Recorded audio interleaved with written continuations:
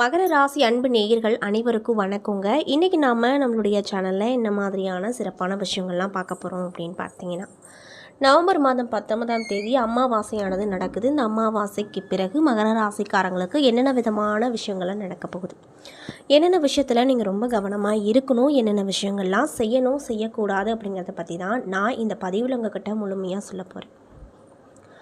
இந்த பதிவில் சொல்லக்கூடிய எல்லா தகவலுமே நிச்சயமாக உங்களுக்கு பயன் தரக்கூடிய தகவலாக தான் இருக்க போகுது. ஸோ வீடியோவை ஸ்கிப் பண்ணாமல் தொடர்ச்சியாக பாருங்கள். அது மட்டும் இல்லாமல் நீங்கள் இப்போ தான் முதல் முறையாக நம்மளுடைய சேனலை பார்க்குற மாதிரி இருந்தால் மறக்காமல் நம்மளுடைய ஈசன் ஆஸ்ட்ரோ சேனலை சப்ஸ்கிரைப் பண்ணிவிட்டு கீழே இருக்கும் பெல்லைக்கானையும் மறக்காமல் கிளிக் பண்ணுங்கள். அப்போ தான் நம்ம சேனலில் போடுற எல்லா வீடியோவுமே நோட்டிஃபிகேஷனாக உங்கள்கிட்ட உடனுக்குடனே வந்து சேரும்.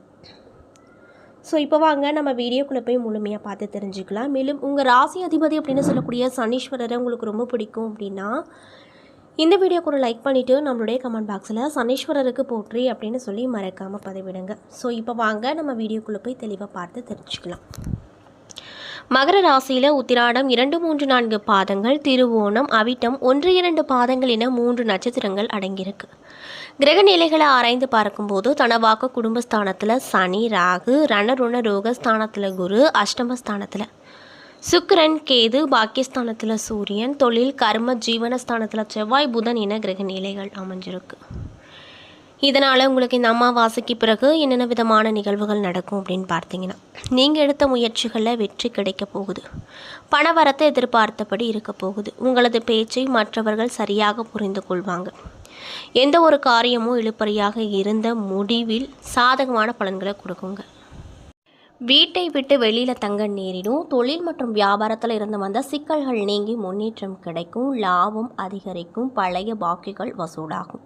வியாபாரத்தில் இருந்து வந்த இடையூறுகள் அப்படிங்கிறது நீங்கள் போகுது. வியாபார வளர்ச்சி பற்றி சிந்தனை வரக்கூடும். அரசாங்கத்தில் எதிர்பார்த்தபடி உதவிகள் அப்படிங்கிறது தக்க சமயத்தில் நிச்சயமாக கிடைக்கும். அதில் எந்த ஒரு மாற்று கருத்தும் இல்லை அப்படின்னு சொல்கிறாங்க. உத்தியோகத்தில் இருப்பவங்களுக்கு பதவி உயர்வு, சம்பள உயர்வு போன்ற சலுகைகள் கிடைக்கும். மேலும் வேலை பளு குறையக்கூடும். பணியாற்ற பயணங்கள் உண்டாகும். குடும்பத்தில் மகிழ்ச்சியான சூழ்நிலை இருக்க போகுது. அது மட்டும் இல்லாமல் உறவினர்கள் மத்தியில் மதிப்பு அதிகரிக்கும். எண்ணியபடி செயல்களை செய்து காரியத்தில் வெற்றி பார்ப்பீங்க. நண்பர்கள் மூலமாக உதவிகளும் நிச்சயமாக கிடைக்கும். மேலும் ஆன்மீக பணிகளில் ஈடுபாடு அப்படிங்கிறது அதிகரிக்கும். விரும்பிய பொருட்களை வாங்கி மகிழ்ச்சியாக இருப்பீங்க. திருமண முயற்சிகளில் சாதகமான பலன்களை எதிர்பார்க்கலாம். பெண்களுக்கு மனதில் துணிச்சல் அப்படிங்கிறது அதிகரிக்கும். திட்டமிட்டபடி செயலாற்றி காரியங்களில் அனுகூலமான விஷயங்களை பெற போகிறீங்க. கலைத்துறையில் இருக்கக்கூடியவங்களுக்கு தொழில் தொடர்பான நெருக்கடிகளை சந்திக்க வேண்டிய நிலைகள் வரும். அது மட்டும் இல்லாமல் புதிய ஒப்பந்தங்கள் தொடர்பான காரியங்கள் சாதகமாக முடியும். அரசியல் துறையில் இருக்கக்கூடியவங்களுக்கு அடுத்தவர்களிடம் வாக்குவாதத்தை தவிர்ப்பது நன்மையை கொடுக்கும். தொலைதூர தகவல்கள் நல்லவையாகவே இருக்கும். மாணவர்களுக்கு பாடங்களை படிப்பதில் வேகம் பெறும். கல்வியில் வெற்றி கிடைக்கும். மேலும் இந்த காலகட்டத்தில் முன்னோர்கள் வழிபாடு மிக முக்கியமாக அமைஞ்சிருக்கு. நம்பிக்கையோடு செய்யும் இந்த வழிபாட்டால் நேர்மறையான செயல்கள் அனைத்திலுமே வெற்றி கிடைக்குங்க. ஸோ நம்பிக்கையோடு செய்யுங்க. மேலும் பதற்றத்தை தவிர்த்து நிதானத்தை கடைபிடிங்க. சிற்பல விரயங்கள் ஏற்பட்டாலுமே அவை எல்லாமே சுப விரயங்களாக தான் மாறப்போகுது. மேலும் வியாபாரிகளுக்கு நெடு நாட்களாக இருந்து வந்த கடன் பிரச்சனைகள் தீரப்போகுது. கூட்டு வியாபாரத்தில் கணிசமான லாபம் கிடைக்க போகுது. வெளிநாட்டுக்கு ஏற்றுமதி செய்வோருக்கு புதிய ஆர்டர்கள் அப்படிங்கிறது வந்து சேரும். புதிய இட ஒப்பந்தங்கள் கையெழுத்தாகும். தொழிற்சாலைகள் வைத்திருப்போருக்கு நல்ல லாபங்கள் கிடைக்கப்பெற்று சந்தோஷகரமாக காணப்படுவீங்க. மேலும் ஊதிய உயர்வு, மேலதிகாரிகள் உங்களை நம்பி புதிய பொறுப்புகளையும் ஒப்படைப்பாங்க. உடலில் இருந்து வந்த சோர்வுகள், மனதில் இருந்து வந்த குழப்பங்கள் மறைய போகுது. இதனால் உங்களுடைய தோற்றத்தில் பொலிவு கிடைக்கும். சக ஊழியர்கள் உங்ககிட்ட பகையை மறைந்து நட்பு பாராட்டுவாங்க. மேலும் நீங்கள் என்ன மாதிரியான விஷயத்தை இந்த காலகட்டத்தில் பரிகாரங்கள் மாதிரி பண்ணணும் அப்படின்னு பார்த்தீங்கன்னா, ஆஞ்சநேயரை வணங்கி வர காரிய தடைகள் நீங்கும். குடும்பத்தில் பிரச்சனை தீரும். அது மட்டும் இல்லாமல் இந்த மகர ராசிக்காரங்களுக்கு இந்த காலகட்டத்தில் எதிலுமே அவசரப்படாமல் கவனமாக இருக்க வேண்டும் அப்படின்னு வலியுறுத்தப்படுது. எனவே இந்த காலகட்டத்தில் தொழில் அல்லது வணிக தொடர்பாக அவசரம் அல்லது உணர்ச்சி வசப்பூர்வமான முடிவுகளை எடுப்பதை தவிர்த்துக்கோங்க. எப்படின்னா இது உங்கள் முன்னேற்றத்திற்கு உள்ளே வேலையை அழித்து விடும் அப்படின்னு சொல்லப்படுது. மேலும் வாரத்தின் தொடக்கத்தில் நீங்கள் ஆன்மீக மற்றும் சமூக நடவடிக்கைகளில் தீவிரமாக ஈடுபடுவீங்க. வேலையில் இருப்பவங்களுக்கு இடமாற்றங்கள் ஏற்படுவதற்கான வாய்ப்பு அப்படிங்கிறது அதிகப்படியாக அமைஞ்சிருக்கு. வேலையில் உங்கள் மூத்தவர்கள் மற்றும் இளையவர்களோடு ஒருங்கிணைப்பை பேணுவீங்க. தேவையற்ற வாக்குவாதங்களை தவிர்ப்பது ரொம்ப நல்லது அப்படின்னு பார்க்கப்படுது.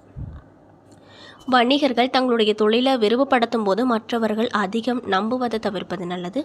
காதல் உறவுகளில் எச்சரிக்கையான நடவடிக்கைகளை எடுத்து தற்பெருமை காட்டுவதை தவிர்த்து கொள்வது ரொம்ப ஒரு நல்ல விஷயமா உங்களுக்கு இந்த காலகட்டத்தில் வலியுறுத்தப்படுது அப்படின்னு சொல்கிறாங்க. மேலும் செலவுகளை சமாளிக்க தேவையான அளவுக்கு பணம் இருப்பதால் உற்சாகமாக இருப்பீங்க. கணவன் மனைவிக்கிடையே அந்யோன்யம் அதிகரிக்குங்க. ஆரோக்கியம் சிறிதளவு பாதிக்கப்பட்டாலுமே உடலில் நிவாரணம் கிடைத்திரும். இன்னும் சிலருக்கு வீட்டில் தெய்வ வழிபாடுகள் அப்படிங்கிறது ஏற்படும். தந்தையோடு சிறு சிறு வாக்குவாதங்கள் ஏற்பட வாய்ப்பு உள்ளதால் அவரோடு பேசும்போது மட்டும் பொறுமையாயிருங்க. மேலும் அலுவலகத்தில் பணி சுமை அதிகரிக்கும். இருந்தாலுமே அதற்கேற்ற சலுகைகள் கிடைப்பதில் உற்சாகமாக செயல்படுவீங்க.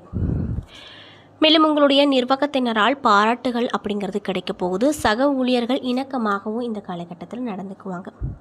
வியாபாரத்தை பொறுத்த வரைக்கும் லாபம் குறைவாக தான் இருக்கும். கடையை விரிவுபடுத்தவோ அல்லது வேறு இடத்திற்கு மாற்றவோ சாதகமான சூழ்நிலை உங்களுக்கு இப்போதைக்கு இல்லை அப்படின்னு சொல்கிறாங்க.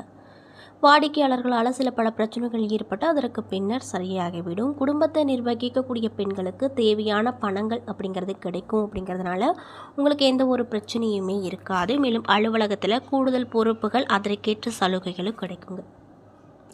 அதே போல் உங்களுக்கு அதிர்ஷ்டம் தரக்கூடிய நாட்கள் 10, 11. அதிர்ஷ்டம் தரக்கூடிய எண்கள் 3, 6 அப்படின்னு சொல்லப்படுதுங்க. மேலும் இந்த மகர ராசியில் இருக்கக்கூடிய நட்சத்திர நண்பர்களுக்கெல்லாம் என்னென்ன விதமான மாற்றங்களும் என்னென்ன விதமான பலன்களும் கிடைக்க போகுது அப்படிங்கிறத பார்க்கலாங்க. ஸோ வீடியோவை ஸ்கிப் பண்ணாமல் பாருங்கள். மகர ராசியில் இருக்கக்கூடிய உத்திராடம் 2, 3, 4 பாத நட்சத்திர நண்பர்களுக்கு இந்த காலகட்டம் எப்படி அமைஞ்சிருக்கு அப்படின்னு பார்த்தீங்கன்னா, வாழ்க்கையில் முன்னேற்றம் கிடைக்கும். சுற்று வட்டாரத்தில் நல்ல புகழும் கௌரவமும் உண்டாகும்.